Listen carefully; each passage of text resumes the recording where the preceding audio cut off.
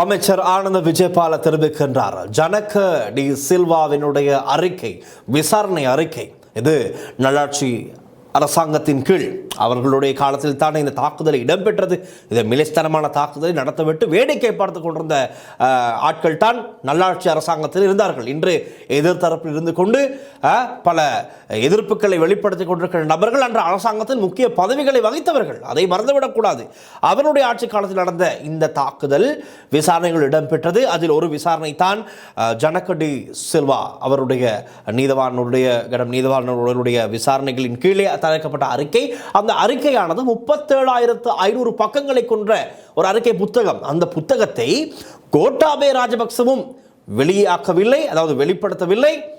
அதற்கு பிறகு ஆட்சிக்கு வந்த ரணில் விக்ரமசிங்கவும் 1.5-2 வருடங்கள் இருந்தார் ஆட்சியில்.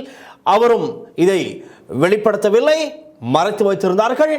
அனுரகுமார திசாநாயக்க ஜனாதிபதி தான் ஆட்சிக்கு வந்தவுடன் நீதவான் ஜனக டி சில்வா அவர்களுடைய அறிக்கை புத்தகத்தை உடனடியாக அவருடைய குழுவினை நியமித்து அந்த அறிக்கை 37,500 பக்கங்களை கொண்ட அந்த அறிக்கை புத்தகத்தில் என்னென்ன விஷயங்கள் இருக்கின்றது, விசாரணை அறிக்கையில் என்னென்ன விடயங்கள் சொல்லப்பட்டிருக்கிறது என்பதெல்லாம் குறித்து அவதானித்து ஆராய்ந்துவிட்டு சிஐடிக்கு அந்த அறிக்கையை பாரம் கொடுக்கின்றார்கள். சிஐடி அதை அடிப்படையாக கொண்டு விசாரணைகளை நடத்துகின்றார்கள். இதன் காரணமாக பதற்றமடைந்த ஒரு சில தரப்பினர் பிரதான சூத்திரதார் இவர்தான் என்று பல பேரை இப்பொழுது குறிப்பிட்டுக் கொண்டிருக்கிறார்கள்.